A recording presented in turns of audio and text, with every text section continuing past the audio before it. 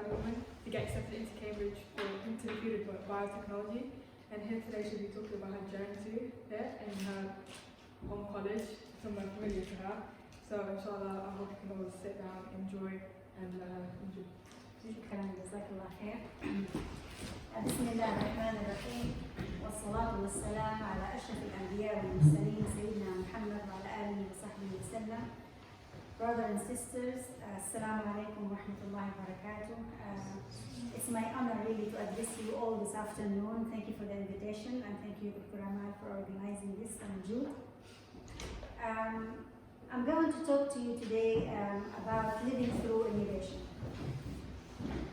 As seen through my eyes as a true scientist who living through the experience. Also, I wanted to share with you what I have come to recognize the importance of innovation, especially social innovation, to our societies and to our lives. So I want to share with you a bit of my journey, how you can cope with that, and my passion to serve mankind.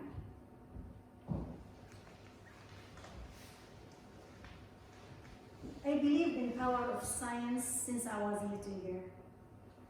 When I was little, I spent hours and hours with my cat called Ginger, thinking about the universe.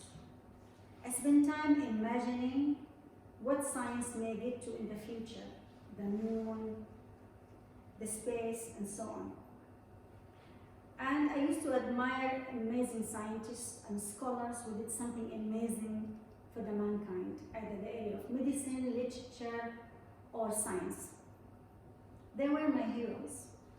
Sometimes I used to try to dress like them. So I used to go to sleep to my mom's cupboard with so many clothes on to look tall and big and look like them. And sometimes I put a cardboard box on top of my head, thinking I was walking on the moon. So I loved learning and exploring.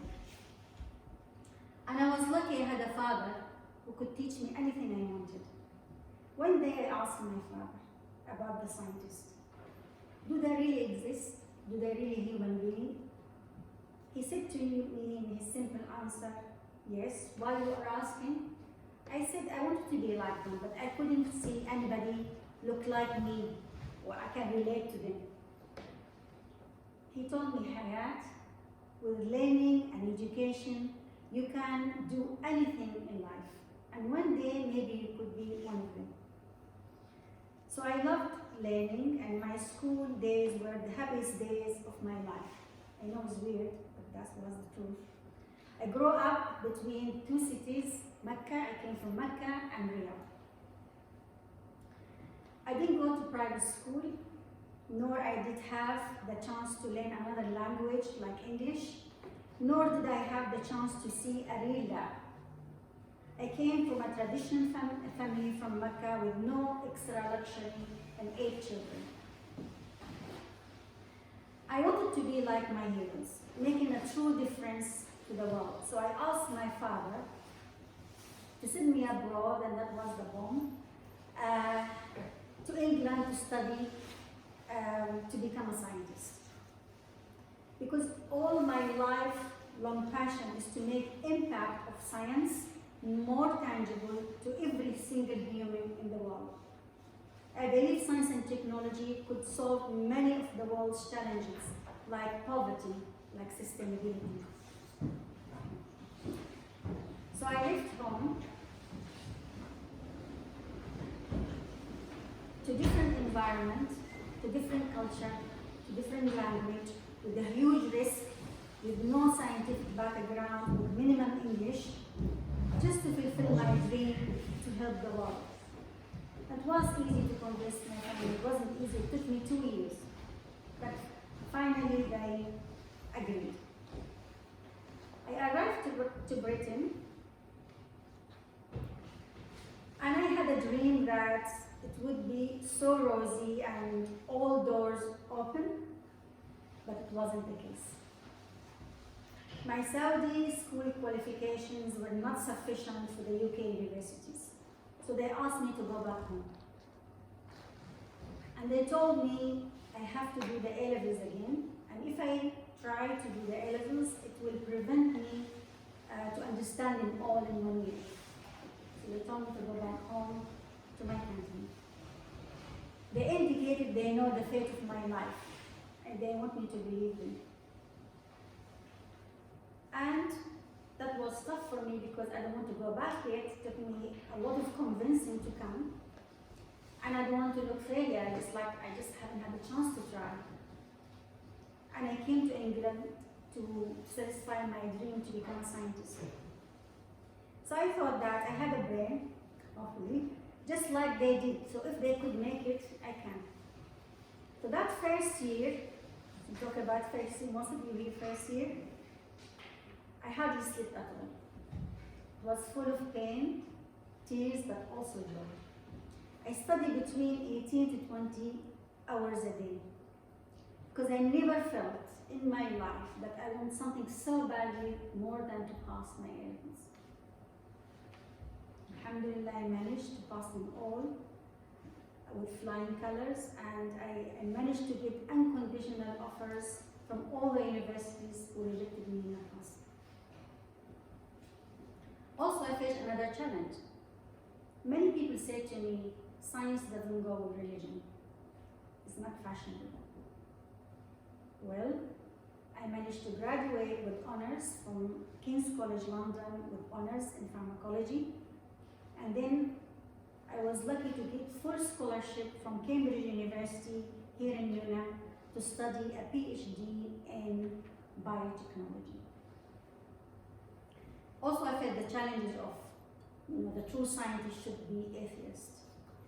And the only way I could do that is by walking the walk. I managed to pass, and I managed to get recognized from scientifically and internationally. I received offers and prizes from the most prestigious institutions, labs, and companies around the world.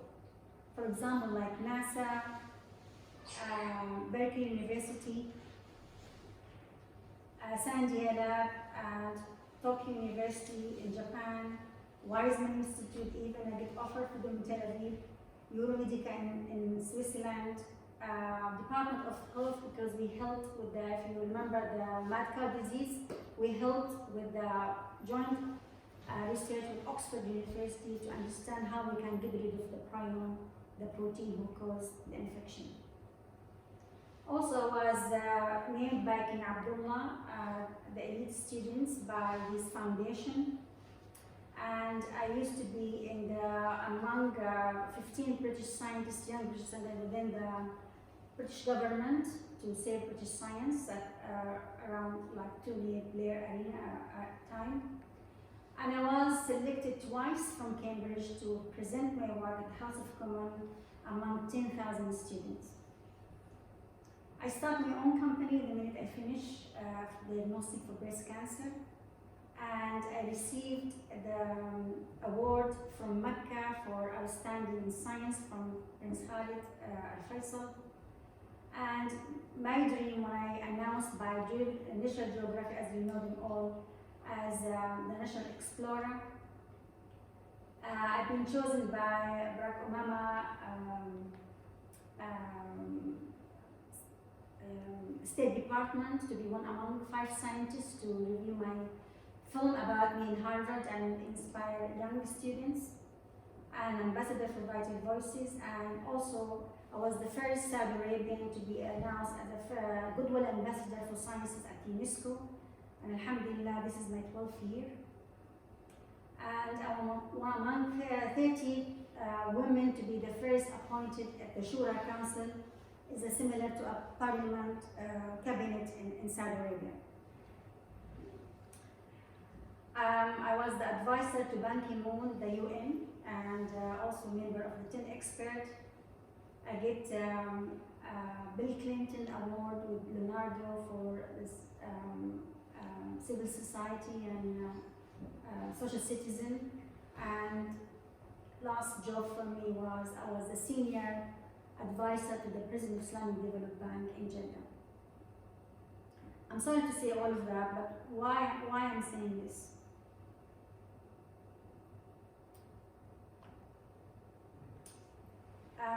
Many people ask me how I made it. For me, it's important to remain who you are, to retain your identity of your own culture and recognize too the other nationalities have many positive things to offer. It is crucial to believe in yourself and passionately resonate with the clear vision of your dream. You should have a dream. And because when you have that, the impact is huge. When I finished my PhD here, a lot of people say, you accomplish your dream, your goal. For me, it is the start of my second journey to give or retain what I gain to help mankind. If we look from the heart, we found a lot of people deprived from the benefit of science and technology, and it's really breaks my heart. Why? Why they are deprived? Not because of capability. We all capable, as much as scientists. But we need to work hard to grow remarkable solutions, encourage fantastic new ideas, and provide a better products and services. I deeply wanted to link science and society and reach out to the Hadith community. Although science now is practical already, cars, plane, rockets shipped to the moon, but I wanted to make science more practical and real for people and social innovation, delivering real and genuine benefit and serving their need first. In 2006, I moved to Harvard. I came to a very special scientific lab. Why? Because it's making great scientific discoveries. It's George Whiteside lab. There we made an invention which is a unique invention, a social innovation, which is going to change people's lives. With this invention, we were the winner of both competitions.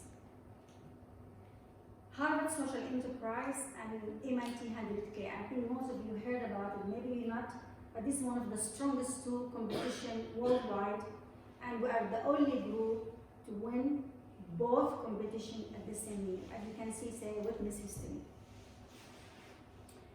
So what is this invention? We established on this invention a company, non-profit company called DFA, Diagnostic for All. What is its mission?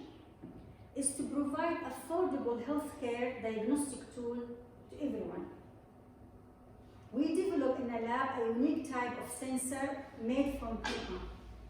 It helps the poor people around the world. It will potentially save millions of lives.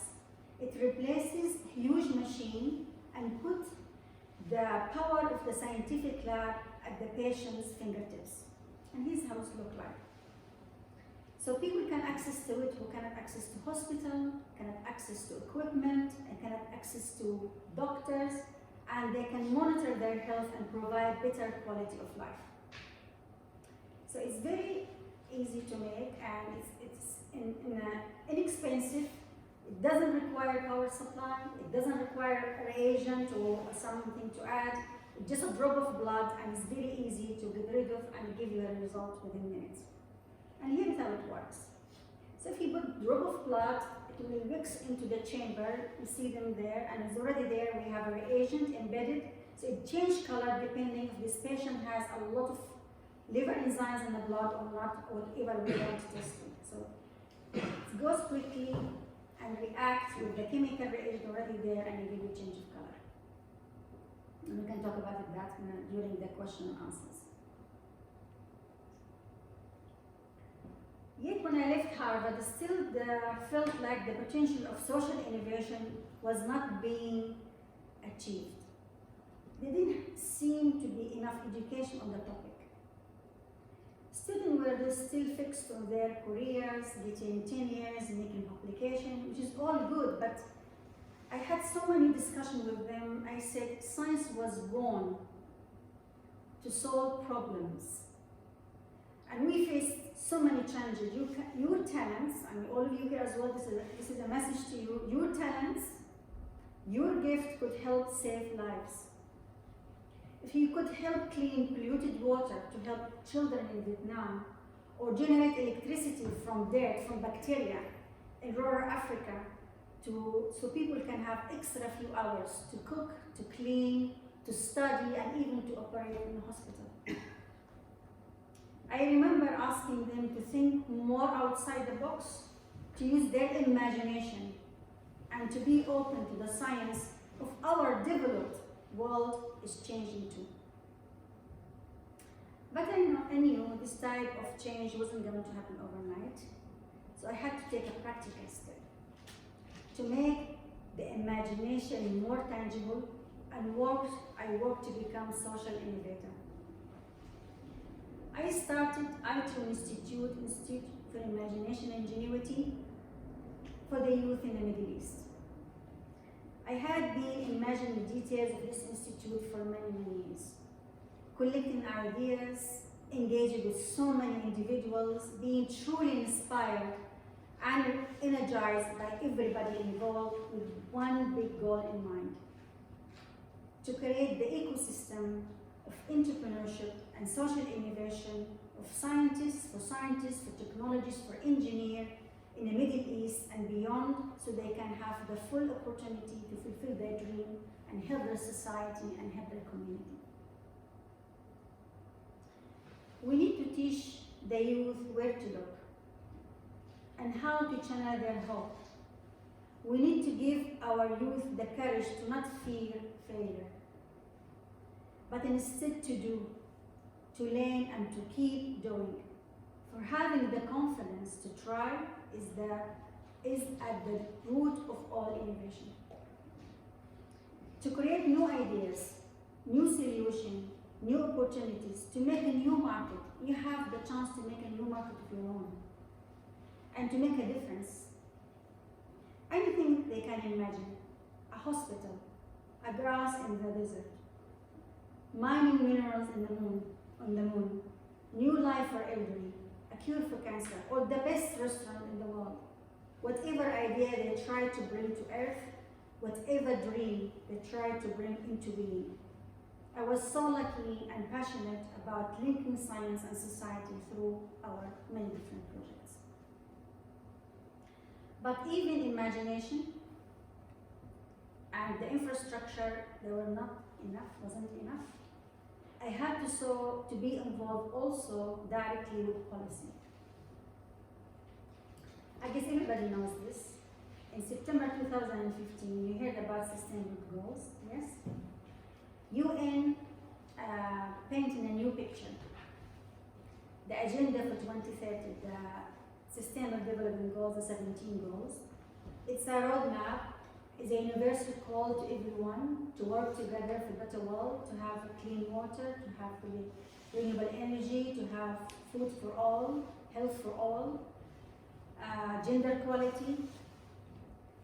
And also UN recognize business and finance not enough. Science, technology, and innovation should be at the heart of it, because you need to, out of the box idea to create affordable energy, affordable care, diagnostic, biotechnology to use to make a harvest to cope with flooding or drought. So recognize that science, technology, innovation will be always at the heart of it. And here government is stating what it wants from science. They come to us, they say they want the best technology, the best idea to accomplish SDG. It's not easy to accomplish. Then this unites the vision of policymaker and scientists, and seeking the best path through carefully driving science and scientists that fuel it. So you input 10 advisors, they call it 10-member group or expert, and I'm lucky to be one of them, presenting Middle East, to make sure that science, technology, innovation is delivering real results for SDG, catalyzing science. So my focus is science and sustainability, especially in the developing country. So I wanted to be involved in the policy, creating, designing new strategy to help the building capacity and infrastructure. And I was doing that through my different affiliation. As you see, I was advisor to Ban Ki-moon, the head of UN, and then I was member of a 10-member group. You can see there on the top left. and I was advisor and a counsel for the Prime Minister of Malaysia for his Innovation and Science Council. And also you can see I'm glad to be renew my affiliation as a Goodwill Ambassador with UNESCO, and this is my 12th year. Science for me is a great tool to open my eyes to many things, but I truly believe we need another step to make science more open and out of the box quickly. I believe some of the seeds are to celebrate the remarkable power of science. You know, we have heroes in many things like football, but we don't celebrate really the power of science. We need to cultivate scientists open to infinite possibilities. We need to think out of the box. We need to engage them with the work of the community. They need to be engaged with the real people, and also how to link with the policy makers. When I was chosen in the Shura Council, which is similar, as I mentioned, as a parliamentary cabinet, a lot of people rejected. They said, Hayat shouldn't be there. It's true, it's not the real environment for scientists. But I wanted that. Why? Because I will advise, I will have a voice, I will encourage or help the next generation, and it's very difficult to find scientists can articulate science and explain science to the decision maker where the changes begins there. And also I can empower women scientists, and I had a great experience during the Shura Council. What I'm doing at the moment, I started my own consulting company called Institute for Quality, transforming economies through science, technology, innovation as my expertise. As a global consulting firm that helps and supports public, private, NGO, philanthropists to meet sustainability, social and financial goals by providing innovative, integrated and holistic solutions to address challenges they face in all infrastructure, especially in the poor countries. In conclusion, through this journey as a scientist, I have asked always how to innovate. What exactly should I do to move things forward? But myself, I always asked, who is the true scientist? I believe for the scientist is not enough to sit in the lab doing research alone. We need to be out there talking to people to feel and understand their needs, to inspire them and put our resulting ideas to work in the real world. For me, becoming a scientist and understanding science gave me the tools to see the big picture. I realized that I could use it to bring benefits to many others and not only for myself. And practically, from my experience, to help to bring the best change for the future, I believe it starts with people's need in the local communities. That drives the real innovation. Then, once we spotted the need in the communities, we need something else. We need our imagination. To find that sparkling solution for a sustainable world, we not only need to think outside the box, we have to think outside the box. So keep imagining, keep innovating, because by doing that, you may reveal the missing part that could change many people's life forever, of course, the better one. I stop here. Thank you very much. I'm not going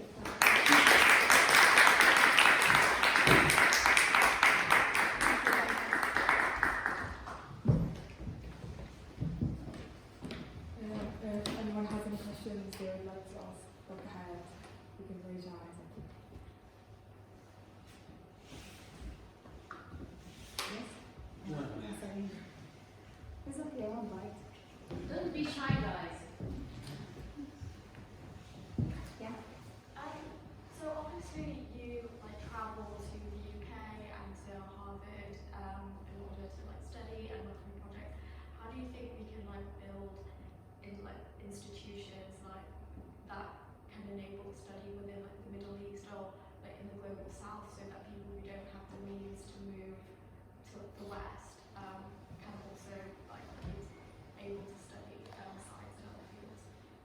Great question, and that's exactly what I did with my foundation at the ITO Institute. I bought it there in Jeddah.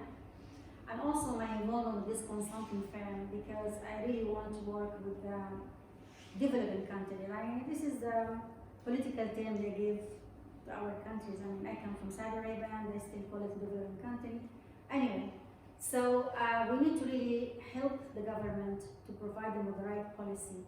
And real people who can make this is the people from the local community. It's very easy to do cut and paste, and I think that model doesn't work anymore. Because you can see even now with all the wealth we have, with all the infrastructure, we still lack the spark, or we still lack the mass of really making people take charge of their future. So a great question, and doesn't require will, and we need people really within the policy, within the strategy, building that within. Yes, you can study here, I mean that's exactly what I did, but when you go back home, you need to, I cannot create another Harvard, I cannot create another Cambridge, but what I can do is like help to fit and accommodate among what we really have the resources to lift that and then to start the lead. So that's a must. And transfer of technology, transfer of ideas from the north and the south, and the south and the south, and south and the north. Exactly what I did with the Islamic Development Bank for 4 years, and it was an amazing ideas, and amazing actually results. And that's now we have a lot now of people coming and trying people to build up infrastructure. But exactly this is exactly what we need. We always need to be learning from the best. I'm so grateful to Britain to give me the platform. I'm so grateful also to America and Harvard to give me the chance to really push the boundaries for social innovation, even though when I started the competition, nobody wanted to be in my team because they say I'm crazy. Well, I'm still crazy, but that's the whole idea. You need to think out of the box, and you know, and if I didn't push and didn't be that crazy to dream, I won't win both competition, and I have Bill Gates to give us 10 million. So that's, you needed to, you know, learn from the best as well, and go back and you are now the best to go back and give your community. Somebody else raise their hand here? Yes, please. Jazakallah khair for this talk, it was really amazing. I've got a question about religion, how religion has played a part throughout your journey. Because I can imagine there was a lot of setbacks and a lot of times when you felt like you really couldn't continue. How did you deal with that, and what part has religion played in allowing you to continue? Well, the religion of Islam is the core pillar that I lean into when I have challenges. I mean, challenges never go away. It's just change to different level. They get so more sophisticated. The more you achieve, you wake up in the morning, there's a challenge. So the start of my, when I arrived to England, people in the start didn't want to be friends with me because I was, I couldn't speak. I was like sitting there, I didn't have the code to speak. At the same time, I looked different. So, but I came with the understanding that, I understand about that culture, so I came with the open mind. I know that will be happening. But the minute I start speaking and start to excel in my study, everybody wants to be my friend. So I think learning is a very good, learn from all, when you have a book, learn from all scholars, regardless of the religion, because they have the knowledge and you need to learn. And also when I arrived here, many colleagues told me that I'm going to fail because that is not the true environment for religious people. And I used to tell them, Einstein and Newton, they were religious in their own way. And we are here to discover why things made this way, but not who made it. Maybe they believe in extra power, maybe they believe in universe or Mother Nature or God or wherever. It's still extraordinary power that beyond us. So, and the only thing you can do is walk the walk. So many days I cried, and many days I missed my family. I came here and I couldn't go back until I finished my undergraduate. I didn't see my mom for 4 years. But that's wealth of comfort and that wealth of belief give me the inspiration and also what I want to do to the world, and that's overcome my needs. You know, I wanted to be next to my sisters. We're a big family. I want to be next to my cousins and to be in Mecca, but I know that I want to help many people around the world. So that dream took me and overcome sometime my needs. And funny enough, when I was selected by National Geographic, a lot of Catholic schools asked for me because their daughters and sons, they wanted to be scientists, but they're afraid about that, about it's not fashionable to be. So they used to ask me to go to schools, Catholic schools, especially for girls, and because I kept what I believe, and they said, how did you make it? So that's why also comfort for many even non-Muslim but religious institution to take you as a role model. I don't want to, think myself as a role model, but to inspire them, how did you make it? So it's just like an advice somebody being through the journey. So of course this was a major, and of course Islam has a beautiful way of life about the sincerity, how to study, the sincerity, why you study, sincerity, what to give back to the society. So that's always excel you, and that's always to make you distinguished because you observe science and you observe knowledge. You don't have to be a scientist to accomplish any life. You observe knowledge in the most purified way to give back to mankind.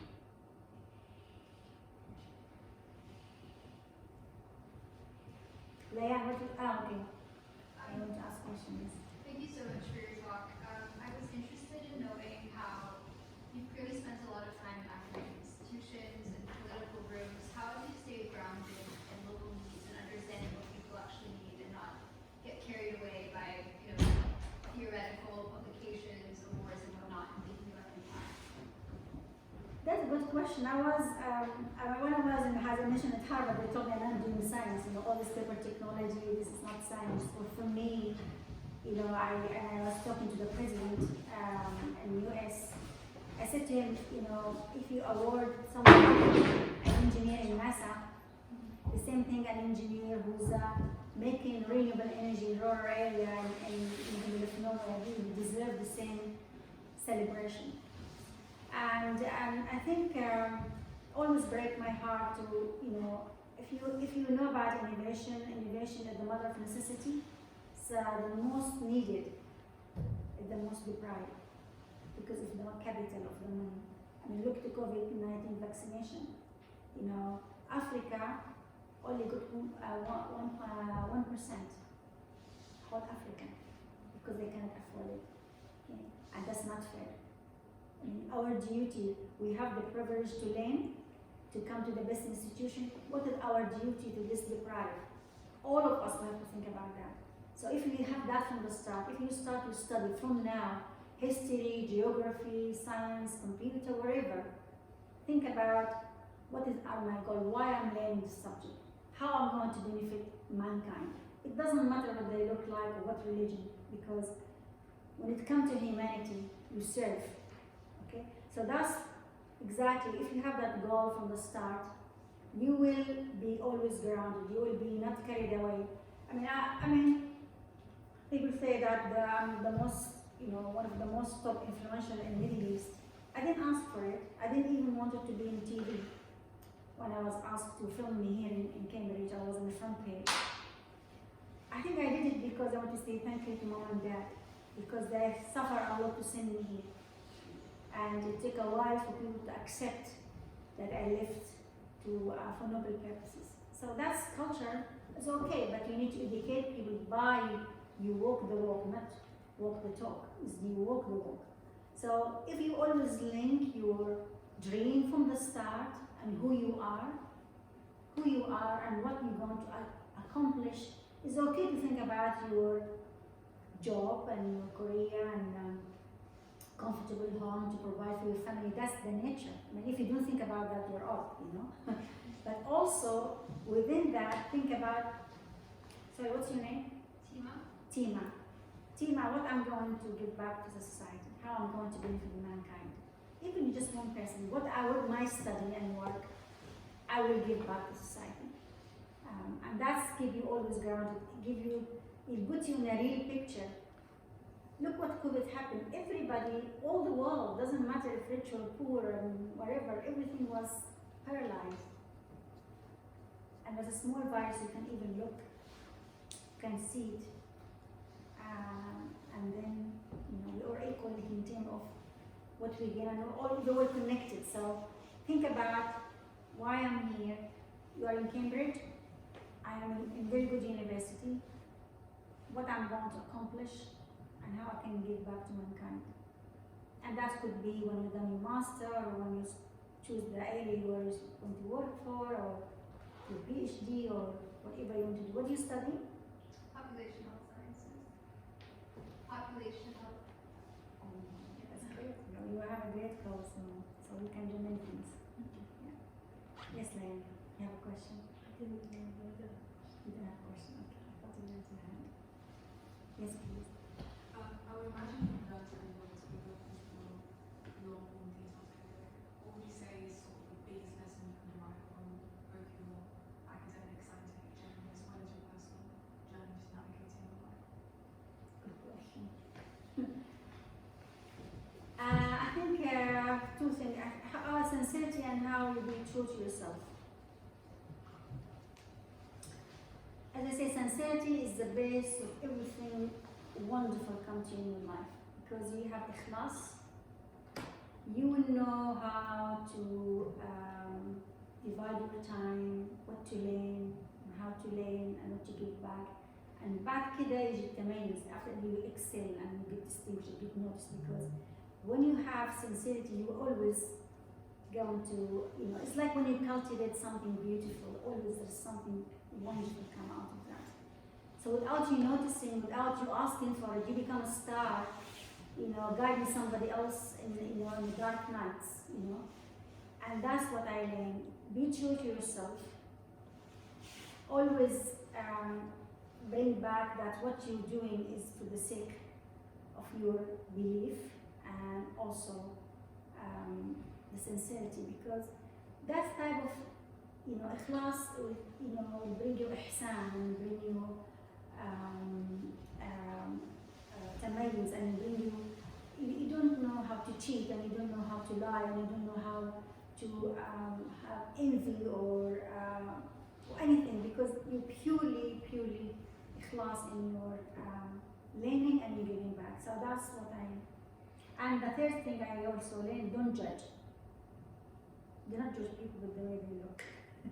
I've been judged a lot, that's fine, they call me, and get away with it, because sometimes they look like I am different, so I can't come with anything different, and it's fun. I remember once I was asked to be one of these 50 scientists, a very confidential meeting in National Institute of Science in Washington. And they called the best 50 top scientists, and I entered the room. And before I entered the room, somebody told me, "Oh, excuse me, miss, I think you are come to the wrong side. The bus tour this way. You think that I came as a tourist?" And it's fine. And I said, "No, I'm here to be in this meeting." And then, of course, I was the youngest at that time, and all of them, the top 50 labs. They were discussing one very important thing. They said, "Isn't science in crisis?" That's because at that time, in around 2010, 2011, the innovation went down in America by 30%. Because China was opening, India, so a lot of people from Palo Alto left, and they making better environment for them, so they left. And they won't agree this 50 scientists is the Arab crisis, they're still fixing their bubbles. So every time I opened my mouth, I was on the side.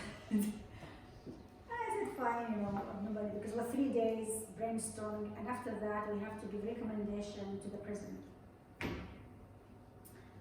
Anyway, so every time I open, I say suggestion, just everybody look at me because I was the only not American. I mean, I have to say, of course, I mean, what are you doing here? Not even among the system. Anyway, so that the day came and the president came and everybody wearing the best suit and tie, you know. And then they have a board, and he was writing there, the president of also of the National Academy of Science, which is prestigious, to write recommendations. They want 4 recommendations only, because we're 4 groups. And then everybody stand to talk, and of course when they talk about their CV, who they are, and you know the way. And after that, then they put the 4 recommendations. They said, anybody want to add anything? This is the wrong question for me, but of course I raise my hand. And everybody look at me and say, oh no, we don't speak. Because I'm already being outsider, so what is going to make a difference if I speak? You know, let me speak. And I said, your president, you always accuse scientists as we do irrelevant science. But the National Institute of Science produces every year 200 reports. Spend millions. That could, you know, the report should be, you know, circulate among the top 50, you know, labs, and we tell them, look, you need to do this, you need to do it, because engage us will be the problem. Otherwise, scientists always, they love to carry on their own discovery and they never give up until they, you know, accomplish. So that's one thing I said. You need to be engaged with us, so policy with scientists. The second thing I said to him, as I mentioned to him, you need to admire social innovators, because social innovation, how you link science and society, and you need to really address that challenge. Because now this is the changing world, and you need to really understand what are the needs. Even here in America, you have many needs. And the third thing I said to him, how many of the people who are here are Nobel Prize winners? Many of them. How many of them, they go to schools? Because I went to schools, I mean, I just been to Dubai, and I asked, I have 50 girls amazing from age 10 to 16, I asked them, even like 2 months ago, but that's what I was talking about in 2010. When I go to school, ask them, who's your hero? Even my picture. They always call a hero dead people. Or Einstein, fuzzy hair and glasses. Until now, this is a dominant picture. Or they're dead. I was not seeing anybody around me. And I said, how many of the Nobel Prize winners had amazing work, how many of them they go to schools? I remember asking one of them, when I established an institute, asked him to come and give a lecture. He said he wants $75,000 for 1 hour. Yes. But how many of them they are really giving and reaching to the communities? Because we need role models. We're here to discuss, we learn from each other. True enough. Then I said, thank you. And he gave that time 50 million to social innovation, and he put my 3 recommendations. He take out and he put my recommendations. So I just looked at the crowd and I smiled. So if you don't feed people, if they call you crazy, or what is the worst could happen? I already been framed. So I keep going to make a difference, and he took my advice because it makes sense, and he put them there on the board, and he dedicated 50 million to social innovation, and then from then social innovation kicking off and actually around the world. Yeah. But you have to have the courage, because they're making fun of me all the time. I didn't care because I'm confident about who I am. So that also good thing that do not judge people, because sometimes people like to demotivate you. Indirectly, they have always opinion, the way you look, where you come from, your accent, what you study, and the way you dress. But always treat your mind always I say that to Lena, I treat my mind as a garden. Only just smell the beautiful flowers. Get rid of the negativities. You know, here they have beautiful gardens. Brothers, nobody asks questions except for nobody asks a question from brother. Are you shy or you know what's going on here? I want to have a question from you. You are going to be a dad and you are already brother and sons, so No pressure, no pressure. They are not taking. Fadda. Thanks so much for the very inspirational talk. So I guess looking at the world today, you can easily be overwhelmed by the many challenges that people face. And knowing where to start can be very difficult when you want to serve and you want to help. Yeah. So I guess the first question is, what do you see as the biggest challenges facing the world today? And how should one go about starting to try and give back, if that makes sense? So you start with a degree, of course, and what's the step after? Great. I think now most of the people realizing, and even when you go to UN, I go there a lot, or Davos, or World Bank meetings, now people try to move towards investment with purpose. Even companies now try to see how they can invest and channel the finance, and people now moving towards Islamic finance a lot. Because this is a robust, is a unique, is a human, Islamic finance. I think now brother Hassi, he works in Fajr Capital, and he understands what I'm talking about. I'm a member of Ethical Finance Group here in England, and it's amazing how we see now 25 banks here in England converted to be in Islamic finance. So the big challenge now about how you channel the finance now. Finance in the past is to just people, the market crash was in the bubble, but now people realizing with the less resources, with the challenge of STG, with the ESG now, they need to think carefully about how they channel the finance should be with the purpose, should be with the impact. I think since 2019 until now, most of the talks in Davos and UN about impact finance. How are you going to finance scholarship program in a community that you're going to educate them, so you give them the right tools to fulfill their future? How are you going to have a global and good partnership who understand to transfer of technology, to transfer of know-how? So I think collaboration now is kicking off, and this is the key thing. Before, still the result of it, we have the West, we have the East, we have the South, we have the North, but now with COVID, if you have the vaccine and you live here, you cannot go to Africa if you have a business, or Asia, because most of the majority of people, they lack the vaccine, so you are in danger, even though you're immune, because that doesn't immune you forever, or doesn't guarantee you don't have a virus. So now the collaboration is getting better. Open science and open innovation. How really we're going to manage to help the other, when I did the Transform Fund, I designed a fund to $500 million in the 57 countries. And my condition when I give a seed money between 100,000 1 million, if somebody like from Stanford, for example, I have a couple of professors, they have an amazing technology for deaf children to help people in Bangladesh. My condition is to transfer this technology to local community and the local company, because we have talent, as I mentioned. Who wouldn't believe when I started the fund, everybody say you're going to fail. Our world, which is developing world, full of depression, killing viruses, catastrophes, guess what? I received more than 6,000 amazing ideas every year. And amazing ideas that some of the company, we give them 100,000, now their valuation of the company after 3 years, 20 million. Another company, Kareem from Canada, but he's from Pakistan, he's helping with the X-ray in Pakistan. His evaluation of his company now 30 million, and we give them 1 million. So now how we can transfer and how we can be connected to one better world.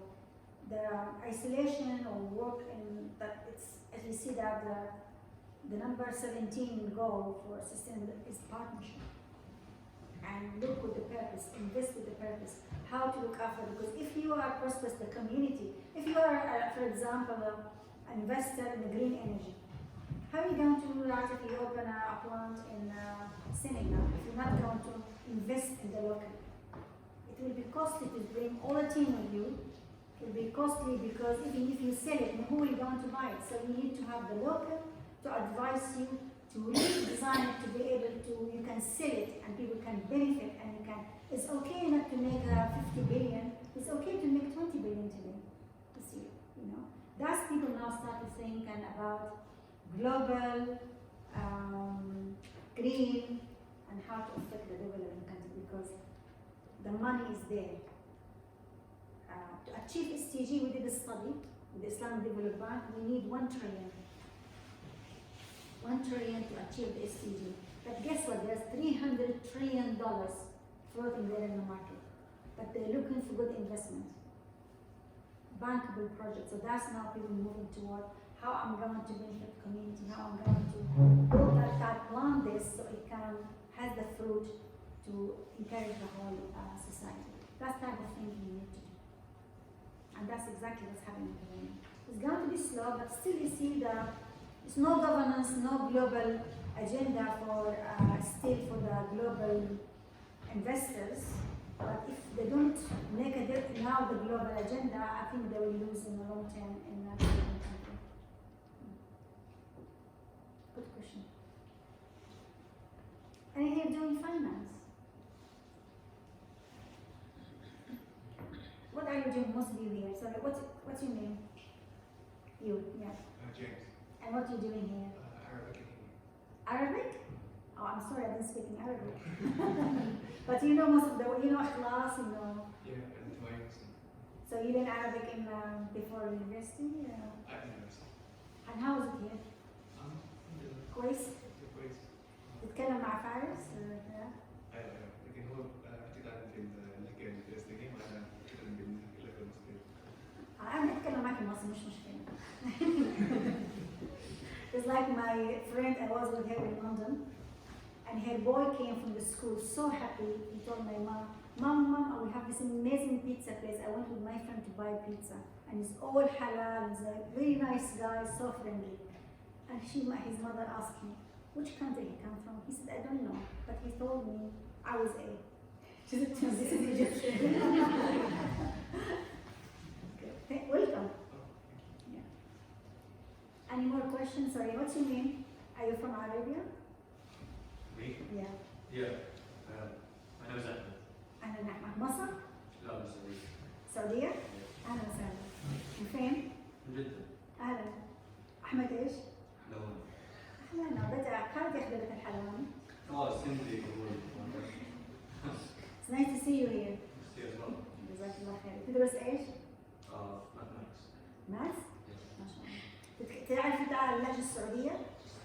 أنا هنا في جدة عادي. لا هو جيمس. شوي. أحمد يتكلم معك باللهجة السعودية. السعودية شوية يعني. Sure.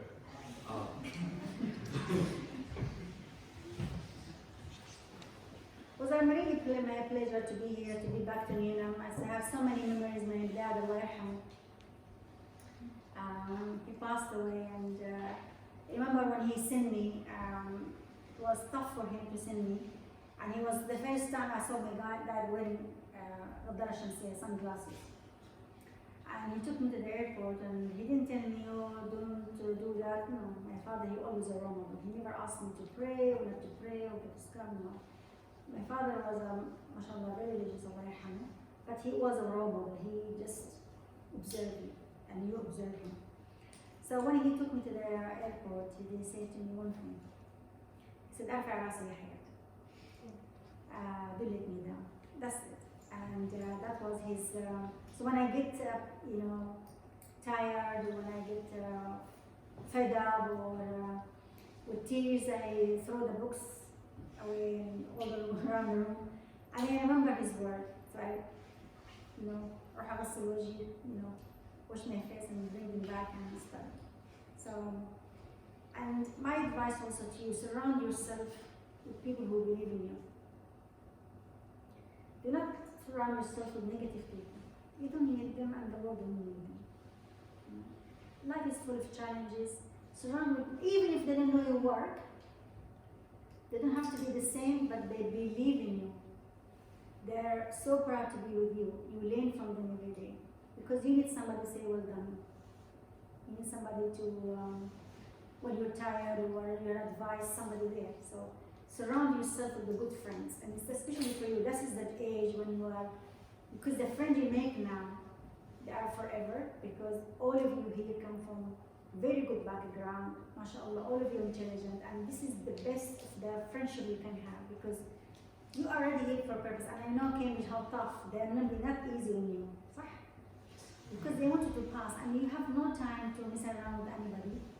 So the people you make here, all of them come from many good families. And I remember that my friend I made in Cambridge, until now my friend for life. I go to visit them in Lebanon, in Japan, in Iraq, in Jordan, in Egypt, in Senegal. I mean, from around the world, they're still my friend, because we came here for a purpose, and I know they're جديين يعني. And also love fun, love life, you know.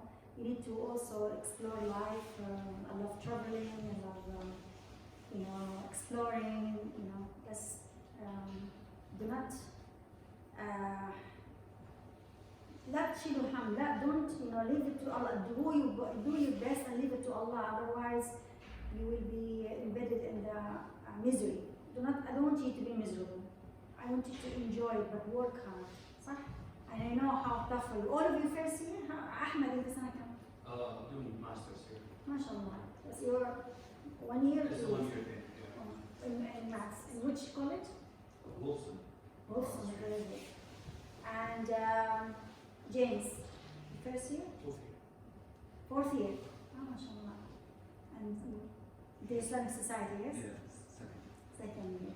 First year? Yeah. You look like it. And first year? I'm second. Second year. First year? Third year. Third year, mashallah. And you first? Third. Third. And you first? Are you helping each other? Do you help each other? And do you know each other? Or really? And your sisters as well? You have I have that you have the club. Needham Aqua for the Needham. Yeah. So yeah, be for each other, and you know, surround yourself with the people who believe in you. Jazakallah khair for this. Jazakallah khair. Thank you very much.